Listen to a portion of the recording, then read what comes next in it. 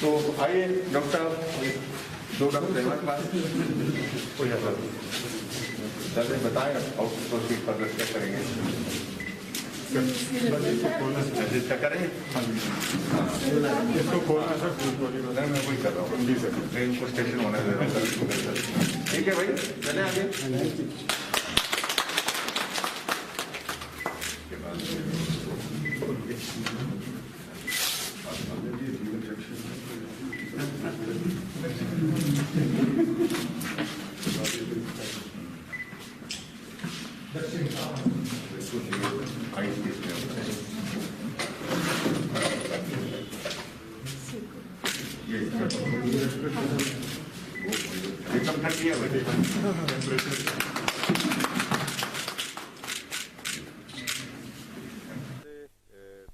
इस बात की प्रसन्नता है कि हमारा स्वास्थ्य विभाग वैक्सीन के अभियान को इस कोविड के संकट में बहुत बेहतर ढंग से संचालित कर रहा है और पूरे देश भर में अगर हम देखें तो वैक्सीन के मामले में हिमाचल पूरे देश भर में जो है वो पहले स्थान पर है। 31% ऑफ द टोटल पॉपुलेशन का वैक्सीन हमने हिमाचल प्रदेश में अभी तक जो है वो करने में सफलता हासिल की है। स्वाभाविक रूप से सब लोग जो है बहुत मेहनत और लगन के साथ काम कर रहे हैं।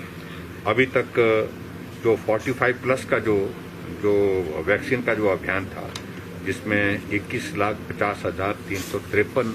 वैक्सीन की जो है हमारी डोजेज जो है अभी तक लग चुकी है। और दूसरा, आज मुझे इस बात की भी प्रसन्नता है कि जो आदरणीय प्रधानमंत्री जी ने तय किया कि देश के नौजवान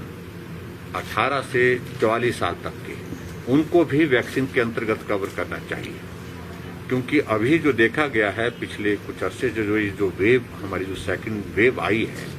इसमें जो वायरस का इम्पैक्ट नई जनरेशन पर बहुत ज्यादा देखने को मिला है। बड़ी संख्या में नौजवान संक्रमित हुए, बच्चे भी संक्रमित हुए और बहुत संख्या में दुखद मृत्यु भी नौजवानों की हुई है।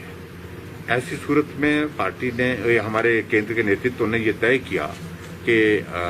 इस अभियान को हमको आगे बढ़ाना चाहिए और नई जनरेशन जो संक्रमण के इसमें आ रही है तो उनको बचाने के लिए इस संक्रमण से हमको प्रयत्न करना चाहिए, प्रयास करना चाहिए। उस दृष्टि से एक निर्णय जो किया है उसके लिए मुझे आज प्रसन्नता है कि हिमाचल प्रदेश में भी आज 18 से 44 साल की आयु के सभी नौजवानों के लिए फेज्ड मैनर में जो हमने प्लान किया है उसमें वैक्सीन की शुरुआत आज यहाँ से शुरू की है। और उसमें 17 तारीख आज, 17 के बाद 20 और उसके बाद 24 और उसके बाद 27 और उसके बाद 31 तारीख तक जो है इस महीने की जो है ये हमने ये सेशन जो है इसके वैक्सीन के प्लान किए हैं। और मुझे ये बताते हुए भी प्रसन्नता है कि हर एक दिन में जो है वो ये जो हम डेट्स मैंने बताई 213 टोटल जो है हमारी वैक्सीन की जो साइट्स रहेंगी पूरे देश भर में, और जिसमें एक साइट पर 100 वैक्सीन जो है वो एक दिन में करेंगे। इस प्रकार से इस अभियान को आगे चलाएंगे। अभी तक हमको हिमाचल प्रदेश को वैक्सीन की जो डोजेज जो उपलब्ध हुई है 1,07,000 वैक्सीन हमको उपलब्ध हुई है, और जिसको हमने प्लान किया है और उसमें हमने ये भी तय किया कि लोगों को कठिनाई ना हो, परेशानी ना हो, इसलिए रजिस्ट्रेशन करने के साथ साथ में जिनको हमारा संदेश जा रहा है और किस जगह उनको वैक्सीन करना है तो उस साइट पर उनको आने के लिए जो है वो संदेश जब जाता है, मैसेज आता है, उसके बाद फिर उस तरह से हम इस वैक्सीन को आगे बढ़ा रहे हैं। और मैं उम्मीद करता हूं कि इस वैक्सीन लगने के साथ जो हमारी नई जनरेशन है वो सुरक्षित होगी इस वायरस से। और जहां हिमाचल प्रदेश में पिछले 3 दिनों से 4 दिनों से हम देख रहे हैं कि लगभग जो हमारे जो एक्टिव केस जो आ रहे हैं, एक्टिव केस से ज्यादा हमारा रिकवरी रेट भी देखने को आया है कि वो भी बढ़ता जा रहा है। दुखद हमारे लिए यही है कि फैटलिटी रेट अभी भी तक भी ज्यादा है, वो थोड़ा चिंता का विषय है। उन सारी चीजों को लेकर के हम एग्जामिन कर रहे हैं, उन सारी चीजों को लेकर के हम कहाँ ये जो है वो कमी छूट रही है, कहाँ ये मुश्किल आ रही है इस प्रकार की, उसके लिए हम लोग लगे हुए हैं। और हिमाचल प्रदेश में मुझे इस बात को भी लेकर के कहना है कि व्यवस्थाओं से संबंधित किसी प्रकार की जिसको हॉस्पिटल में एडमिट करने की आवश्यकता है, हॉस्पिटल में एडमिट करने के लिए बेड उपलब्ध है। दूसरे प्रदेशों की तुलना में मैं कह सकता हूं कि हिमाचल में वो स्थिति है कि बेड के साथ साथ में जिसको ऑक्सीजन की जरूरत पड़ रही है उसको ऑक्सीजन, और जिसको वेंटिलेटर की जरूरत पड़ रही है उसको वेंटिलेटर की सुविधा भी हम हिमाचल प्रदेश में उपलब्ध कराने की कोशिश कर रहे हैं। कठिन दौर है, हम इस बात से सहमत हैं, लेकिन फिर भी उसके बावजूद मैं उम्मीद करता हूं इस दौर को भी हम निश्चित रूप से पार करेंगे। और ये कोविड का ये सेकंड फेज जो है वो अभी जहां हिमाचल प्रदेश में पीक की ओर हमको लग रहा है पहुंचने की स्थिति में दिख रहा है आजकल, ये बहुत जल्दी उसके बाद नीचे भी आएगा, ऐसा मैं उम्मीद करता हूँ। सर, जिस तरह से आपने कहा ऑन डेली बेसिस 213 साइट में करीब 21,000 से अधिक जो 18 से 45 के बीच के लोग हैं उनको वैक्सीनेट किया जाएगा। टोटल नंबर कितना है जिनको वैक्सीनेट करना है, और हमारे पास वायल्स क्या अवेलेबल हैं, और क्या कोई अभी डेट फिक्स की गई है? ये नंबर जो है लगभग जो कैलकुलेट किया गया वो 31 लाख के लगभग है ये। और उसके लिए हमने जिस कंपनी से हमको ये वैक्सीन उपलब्ध हो रही है, जहाँ से वैक्सीन ले रहे हैं, कंपनी के साथ टेकअप किया है और कंपनी से हमने आग्रह किया है कि हमको ज़्यादा वैक्सीन उपलब्ध कराया जाए। और मैं उम्मीद करता हूँ कि जैसे जैसे आने वाले समय में ये कोविड का दौर थोड़ा नीचे आता जा रहा है तो उसमें वैक्सीन भी उपलब्ध हो पाएगी, और हम इसको थोड़ा और ज़्यादा गति देना चाह रहे हैं और उसमें हम सफल होंगे। तो जिस तरह से आपके पास जो रिकवरी रेट है वो बढ़ रहा है हिमाचल प्रदेश में, एक चिंता का विषय ये है कि जो डेथ है वो अधिक हो रही है। पिछले 24 घंटों में देखें तो highest for the single day था। इसमें जो बड़े हॉस्पिटल्स हैं वहाँ बेड अवेलेबिलिटी जो है वो कम होती जा रही है, प्रेशर बहुत हो रहा है। क्या ऐसा कोई मैकेनिज्म डेवलप किया गया है कि जो छोटे स्तर पर अस्पताल हैं वहाँ और इस तरह की फैसिलिटीज उपलब्ध करवाई जाए जो क्रिटिकल पेशेंट को ट्रीट करे? क्योंकि जितने भी बड़े अस्पताल प्रदेश में हैं, अगर वहाँ कोई पेशेंट जा रहा है तो अब उनको डिनायल मिल रहा है, एडमिशन नहीं हो पा रहा है। सर, इसी में सप्लीमेंट कर रहा हूँ, क्या प्राइवेट इंस्टीट्यूशन जो हिमाचल प्रदेश में प्राइवेट हॉस्पिटल्स है उनकी सेवाएं भी इस काम में ली जाएगी क्या? देखो, एक तो मैं ये जरूर कहना चाहूंगा कि अभी तक ऐसी स्थिति नहीं है कि हॉस्पिटल में कोई पेशेंट आ रहा है उसको डिनाइल एडमिशन के लिए हो रहा है, लेकिन इतना जरूर है कि हमारी कैपेसिटी जो है बिल्कुल लगभग फुल होने के करीब जो है वो पहुंची है। हम एक्सपेंशन कर रहे हैं, तो एकदम अपग्रेड कर रहे हैं, बेड कैपेसिटी को भी अपग्रेड कर रहे हैं। बेड कैपेसिटी को अपग्रेड करने के साथ साथ में जो प्राइवेट सेक्टर में हॉस्पिटल्स हैं वहां पर भी कोविड की ट्रीटमेंट के लिए अब सुविधाएं हम ले रहे हैं। उसके लिए बहुत सारे हमने हॉस्पिटल्स हमने वो ले लिए हैं, वो जो काम कर रहे हैं। और मैं उम्मीद करता हूं कि बहुत जल्दी, जैसे अब कांगड़ा में परौर में एक फैसिलिटी हम जो बनाने जा रहे हैं जो लगभग तैयार है, उसमें 200-250 बेड की कैपेसिटी की वो बनेगी। फर्स्ट फेज में हमने कहा कि 50 बेड के साथ उसको ऑपरेशनल करने की जरूरत लगती है तो उसको तुरंत करना चाहिए, उसको भी उस तरह से कर रहे हैं। और कांगड़ा में हम इस बात को भी देख रहे हैं कि नंबर जो है वो हमारा एक्टिव केस का भी ज्यादा आ रहा है और एक्टिव केस के साथ साथ में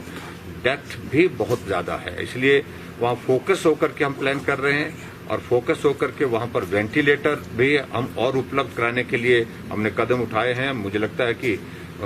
20-25 वेंटिलेटर विद इन 2 डेज हम जो है वहाँ पर दो दिन के अंदर वहाँ पर पहुंचा करके लोगों को बेहतर स्वास्थ्य की सुविधा देने की इस कोविड के संकट में कोशिश करके सफल होंगे। जहां तक प्राइवेट सेक्टर की बात है, प्राइवेट सेक्टर में तो ऑलरेडी हमने इसमें नोटिफाई कर दिए हैं, बहुत सारे हॉस्पिटल उसमें अपना योगदान दे रहे हैं, लेकिन नंबर काफी ज्यादा आया है। और जो डेथ का कारण है, प्रमुख रूप से ज्यादा कारण उसमें यह है कि हॉस्पिटल में उनका पहुंचना देरी से पहुंचना, ये एक चिंता का विषय है। जब ऑक्सीजन सैचुरेशन 50 पर आ जाती है, 60 से नीचे आ जाती है, 40 पर आ रही है, उस सूरत में वो होम आइसोलेशन से हॉस्पिटल पहुंच रहे हैं, तो उस सूरत में थोड़ी कठिनाई जरूर हो रही है। और अब हम इस बात के लिए कह रहे हैं कि थोड़ी भी परेशानी होती है, थोड़ी भी सांस लेने में या थोड़ी भी तबीयत ज्यादा खराब होती है, तो मेहरबानी करके होम आइसोलेशन से निकल करके सीधा हॉस्पिटल जाएं, ताकि वहां पर आपके लिए जो स्वास्थ्य की ठीक प्रकार से व्यवस्था ट्रीटमेंट के लिए कर सके। इस बात के लिए हम आग्रह सर, कुछ जगहों से ऐसी बात निकल कर आ रही है कि वार्ड के भीतर जो है देरी से जो है पहुंचा जाता है मरीज के पास। क्या इसमें स्टाफ की कमी है या फिर यूं कहा जाता है कि दवाइयों की जरूरत है, उन्हें अंदर बाहर जाने में पेशेंट को दिक्कत है, चाहे वो टॉयलेट की बात हो चाहे दूसरी बात हो, ऑक्सीजन को लेकर भी, तो क्या वो गैप है,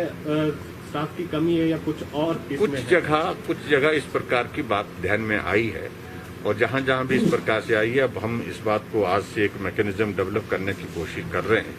कि कोई भी वार्ड जो है वो इसके बिना ना रहे। अटेंडेंट कम से कम एक वार्ड में, एक फ्लोर में, जैसे नेरचौक में बताया गया कि भाई उसमें 3 फ्लोर हैं, 3 फ्लोर में जब स्टाफ वाले नीचे वाले फ्लोर में होते तो ऊपर वाले फ्लोर में कोई नहीं होता, तो इसमें इंश्योर कर रहे हैं कि एक फ्लोर में, और उसी तरह से टांडा मेडिकल कॉलेज में भी और उसी तरह से आईजीएमसी में भी इस बात को इंश्योर करेंगे कम से कम एक आदमी देखभाल के लिए उस तरह से हो। कोई पेशेंट अगर सीरियस हो जाता है, ज्यादा दिक्कत होती है, तो तुरंत डॉक्टर को, नर्स को कॉल करके तुरंत जो है वहां पर उसको जो है ट्रीटमेंट के लिए जो आवश्यक है वो मदद की जा सके। सर, ऐसा भी कहा जा रहा है कि जो वेंटिलेटर है जो गवर्नमेंट ऑफ इंडिया से मिले हैं कुछ वापस कर दिए गए हैं, और जो इधर भी हैं हिमाचल के अंदर वो भी फंक्शनल नहीं है। फैक्ट क्या है सर, कितने वेंटिलेटर आज की डेट में हिमाचल प्रदेश में सारे संस्थानों में काम? हिमाचल प्रदेश में लगभग 290 के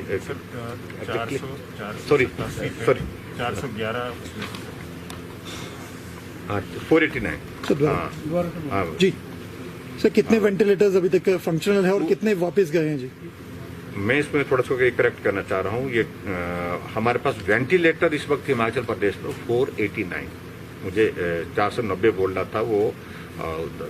200 छूट गए मुझसे। लेकिन मैं इस बात को बड़ा स्पष्ट कर रहा हूँ कि वेंटिलेटर्स की कमी एज सच नहीं है। वेंटिलेटर पर जिस पेशेंट को ले जाने की जरूरत है उनके लिए वेंटिलेटर्स उपलब्ध हैं। लेकिन फिर भी हम इस बात को लेकर के, जैसे मैंने पहले स्पष्ट किया कि कांगड़ा जिला में नंबर ज्यादा होने की वजह से और वहां फैटलिटी भी काफी ज्यादा मात्रा में हुई है और अभी भी हो रही है, उस सूरत में वहां ज्यादा फोकस होकर के हमको काम करने के लिए हमने तय किया कि कुछ वेंटिलेटर्स जो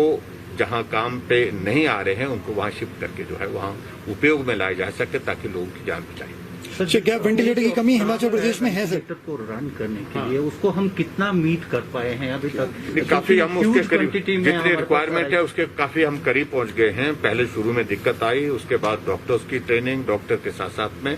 हमने जो दूसरा पैरामेडिकल स्टाफ वालों को उनकी उसकी ट्रेनिंग दी गई है, और अब इसमें कोई भी ज्यादा कठिनाई नहीं है, दिक्कत नहीं है, क्योंकि